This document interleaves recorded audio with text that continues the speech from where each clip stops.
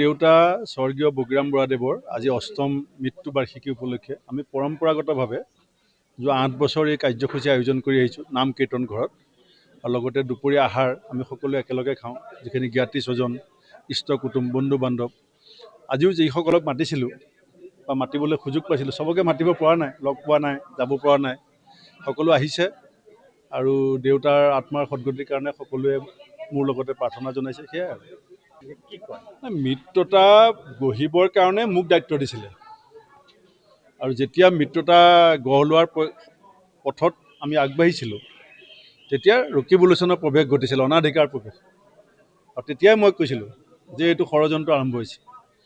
এতিয়া যিসকলে ৰকিবুলোচনৰ আঙুলিৰ ঠাৰত ৰাজনীতি কৰিবলৈ সাজু সেইসকলে পাৰিব যিসকলে নোৱাৰিলে সেইসকল বাদ পৰিলে এতিয়া তেওঁ স্ক্ৰীনৰ বেক চাইডে আছে থিয়েটাৰত যেনেকৈ স্ক্ৰীনৰ সন্মুখত থাকে কোনোবা স্ক্ৰীনৰ পিছফালে কোনোবা থাকে এতিয়া মই যেতিয়া কথাবিলাক কৈ দিলোঁ তেতিয়া ৰকিবুলোচন স্ক্ৰীনৰ পিছফালে গৈ প্ৰম্পটাৰৰ ভূমিকাত আছে সন্মুখত মই আগতে কৈছোঁ যে ফেচ আছে আগফালে গৌৰৱ গগৈ বেছটো বা প্ৰম্পটাৰজন হৈছে ৰকিবুলোচন কি বুলি ভাবে যে অখিল গগৈয়ে ইমানবাৰ কাকতি মিনতি কৰিব হাতে ভৰি এইটো বিজেপি চাওক এতিয়া মই ক'লে ভাবিব যে ভূপেন বৰা বিজেপিত আহি গ'ল মানে বিজেপি ফেভাৰত কৈছে আজিৰ পৰা ধৰক 8 এপ্ৰিল মানততো ভোট হ'ব আৰু 40-45 দিনৰ পাছত ৰিজাল্ট দিব এইটো গৌৰৱ গগৈয়ে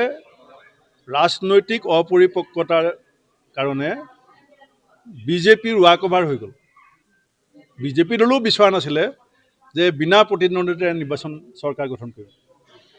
এতিয়া যিটো পৰিৱেশ আৰু পৰিস্থিতি হৈছে এইটো অলমষ্ট ৱাক অভাৰ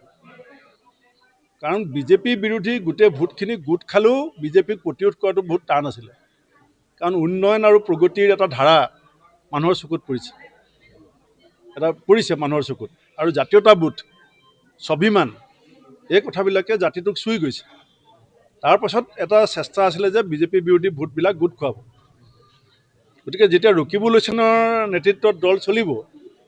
ৰকিবুলোচনে যিটো বিচাৰিব সেইটো হৈছে